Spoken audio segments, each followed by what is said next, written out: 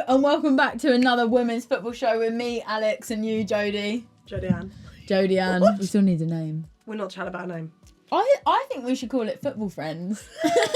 Woso Wallies. Alex. No. Two babes in a football. Let me know when the other babe turns up. Right, anyway, let's get on with it. The WSL is back this weekend. Woo! You excited about that? Buzzing. We had some FA Cup fixtures last weekend as a little taster to getting back in there in 2K24. Any standout moments for you from the weekend? No, you didn't watch any of the games. Right, well, so a few things for me. Newcastle travelled to Manchester United. Newcastle sitting top of Tier 3, the FA Women's National League.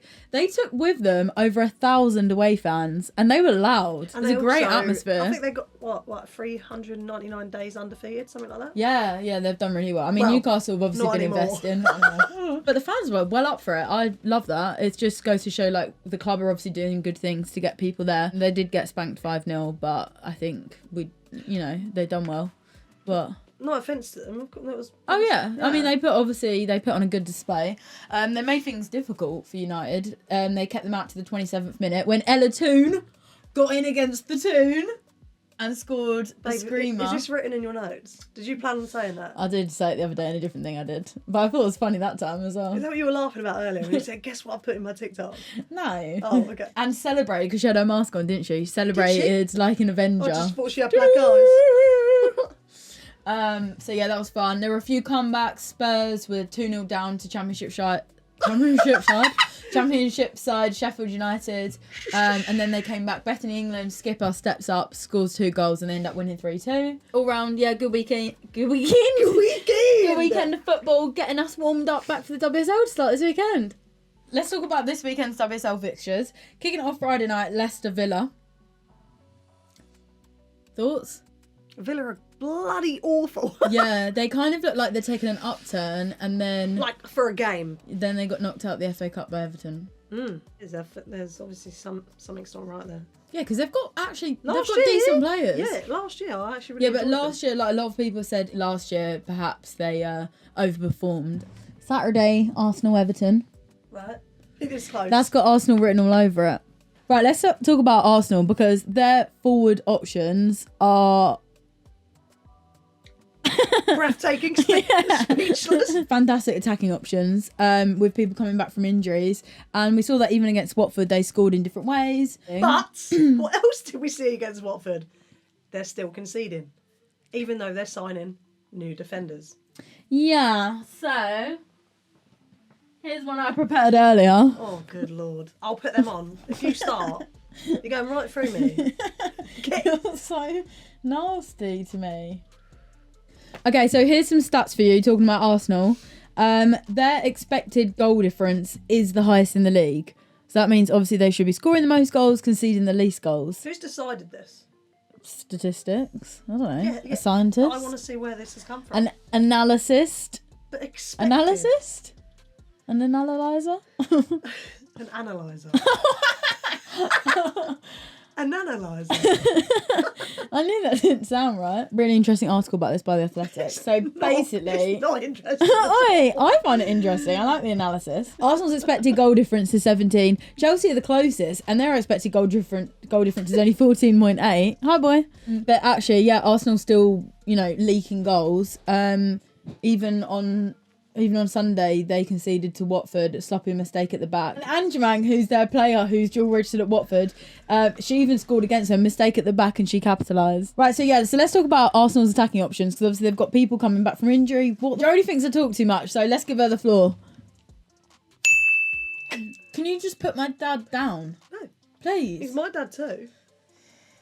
Right, so let's talk about 2 of their main attacking options.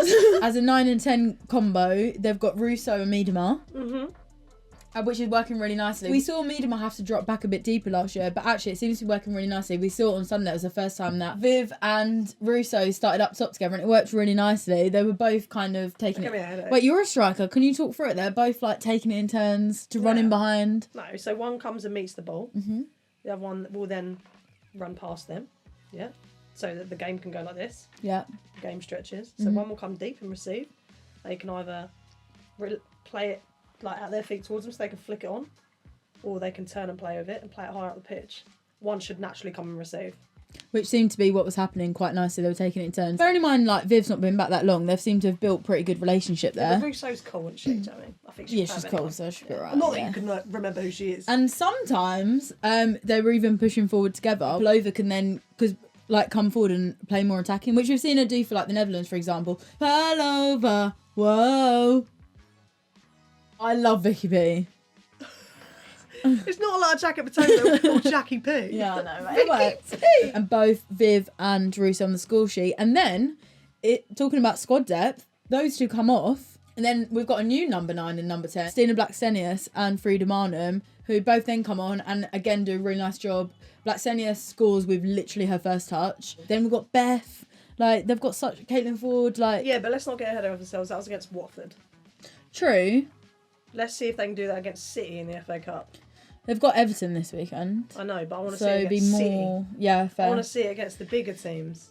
And Leah Williamson, Jonas Eidevall has said that she's not far off. She's back in training. You can see she's not far off. You can tell by her face in the Instagram pictures that she ain't far off. What, because she's happy? Yeah. Oh, she's glowing.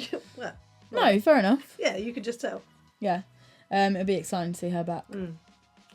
And for England as well. And obviously Emily Fox as well. They've got, and so now Kate McCabe can go back to her left side, which I think she prefers, where she scores bangers from for Ireland. And on the flip side, Chelsea lost Sam Kerr. Yeah, but we discussed this last week about who was going to take over. Yeah. Mia Fisher scored. Yeah. We talked about options last week. We talked about Aggie Beaver-Jones, Mia Fisher. She didn't go for any of those options. She decided to start Lauren James in the number 9 role. They were frustrated first half, Chelsea. But they will be.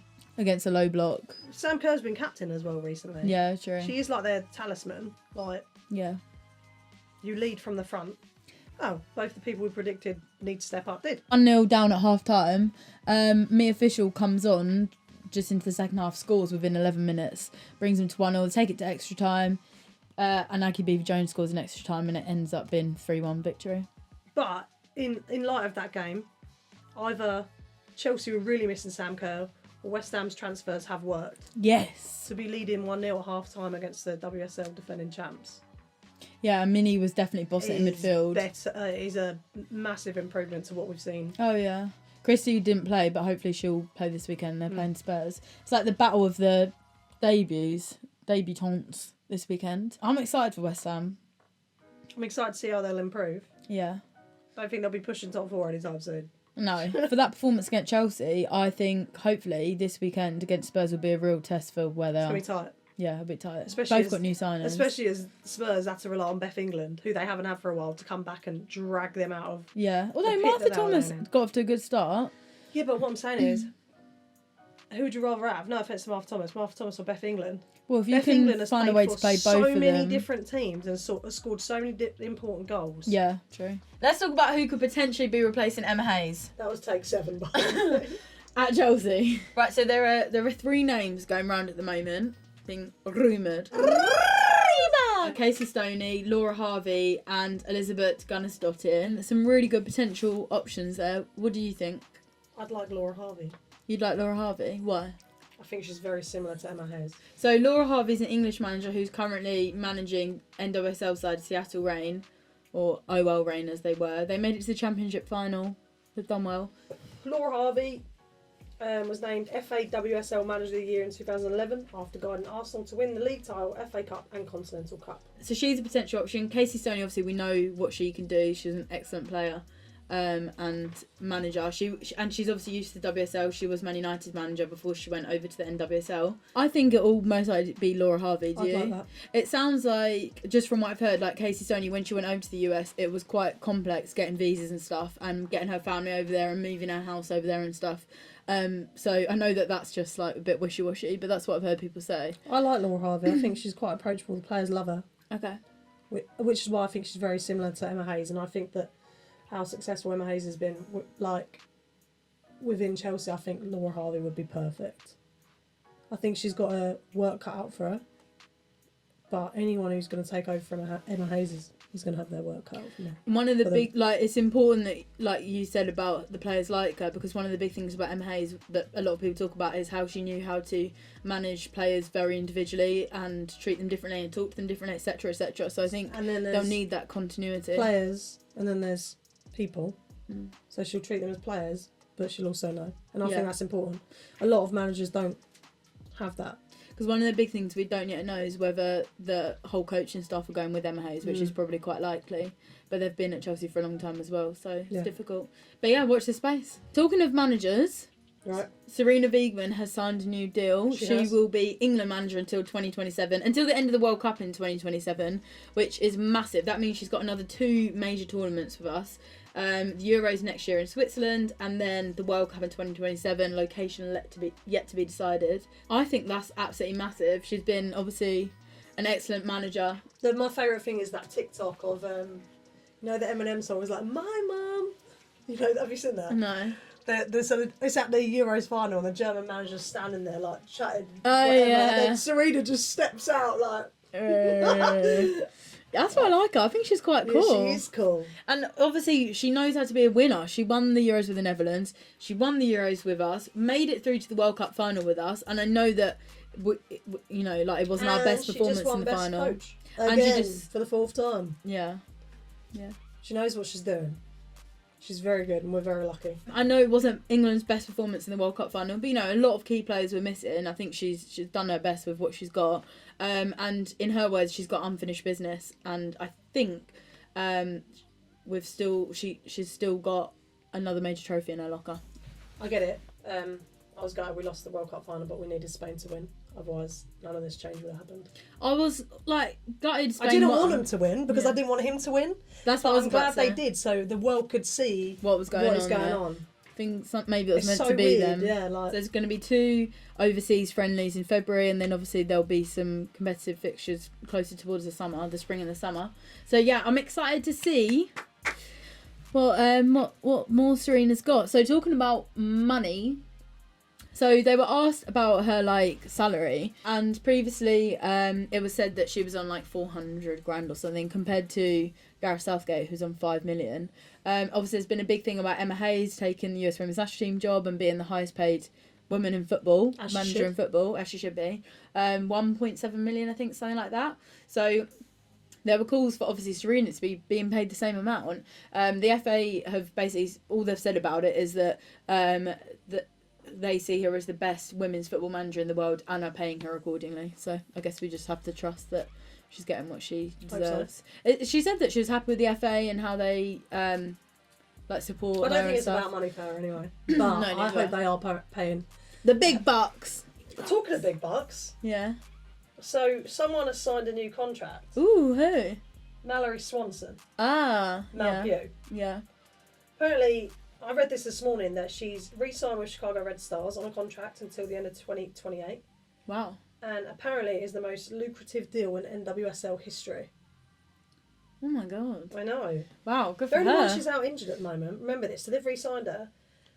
It's obviously nothing compared to men's football. I know everyone moaned when I said 200k the other day about Lucy Bronze, but that was actually taken out of context because I actually said it's not nowhere near what she should have been. Yeah, but also I looked that up. It was actually a rumour from 2022, so it's probably way more than that now anyway. Yeah. So. And obviously, this is a joke, really, if we put into perspective Comparison. how much men get paid or whatever. But $368,000 a year. Oh, they've announced it. Yeah.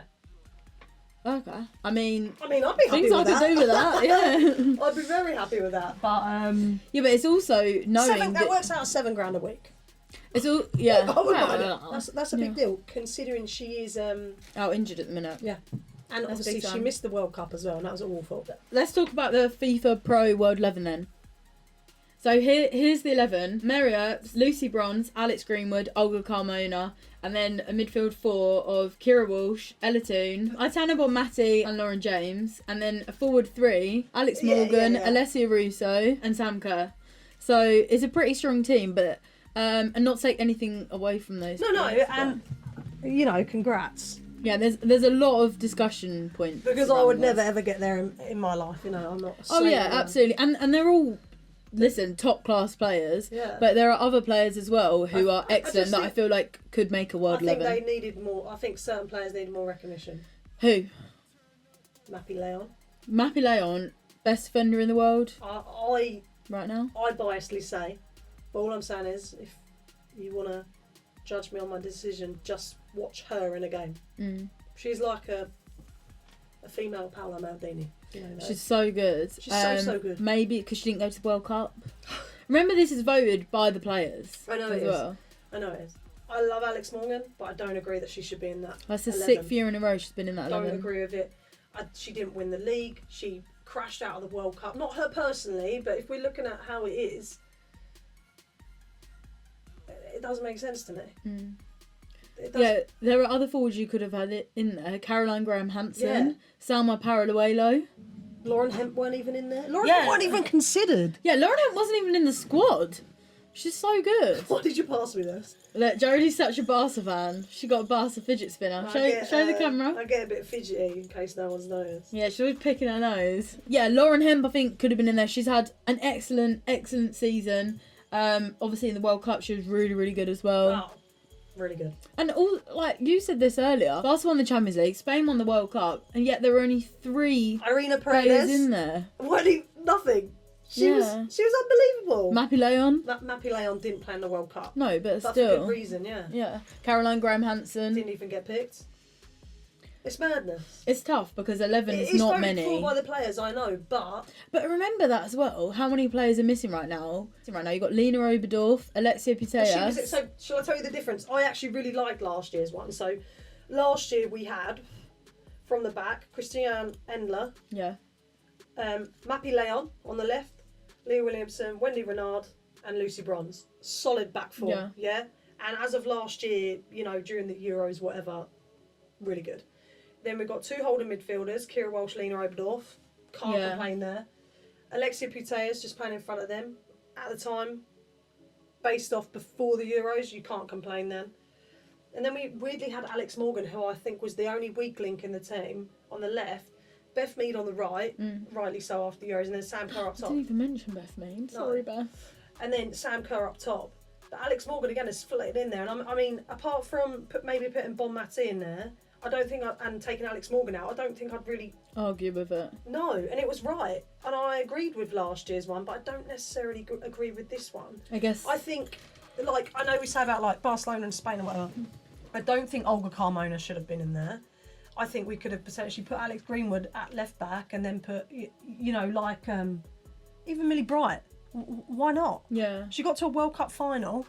She got her country to a World Cup final and won the WSL, right? But she's not in there. Irina Paredes, Mappy Leon. Why? There's a lot of players. Irina Paredes won the World Cup and the Champions League and everything else. She's not even in there. This just goes to show what how the players feel when they play against someone, because obviously they're voting for players that they think are tough to play against, and obviously they think Ella Toon is, and you're right, she scored big goals in big moments. So I really want to know who Bon Mati voted for. I think there was a list for the best player. I didn't see hers. Yeah, I saw because everyone else voted for her. Yeah, I think it was Sam Kerr and who else was it? Hayley Rasso. They both put Caitlin Ford as second, which is great. But Caitlin Ford is the second best in the world. I think everyone picked Bon Mati. Do you think Bon Mati maybe picked herself? I'd pick me. If I was Bon Mati, I'd pick myself too. Right, Jodie's got one more thing to discuss. I've got 2 more things. I was looking online earlier, and I love to scroll. Yeah.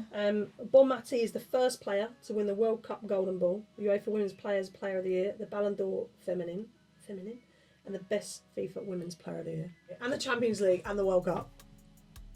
Yeah, That's she's mad. had a pretty good year, and she's only 25. And she's only 25. Bon Mati! And just one more thing, I was looking up at this the other day. Sam Kerr in FIFA rankings, Ballon d'Or, whatever. Next year will probably be the first time she won't be in the top 10. Oh my god, yeah. If you look back over the years, Sam Kerr is one of, I think, the only consistent person within the top 10 over the last few years. Surely Putellas. No. About 3 years ago, she wasn't even in the top 10. Really? Yeah. I'll say about 3 or 4. But yeah, no. Sam Kerr is the only prominent person within the top 10. That sucks. And then I was thinking about it this morning, we probably won't see her next year. Not because of anything wrong, but because she won't have played. Actually, Oh, what? I've got a surprise for you. What Are you is still it? filming? Yeah. Are you proposing? Nah. So close your eyes. So earlier, What is going on? I decided to pop out. It sounds big. And we might need to remortgage the house. I'm scared. Just open it. I emptied WH Smith.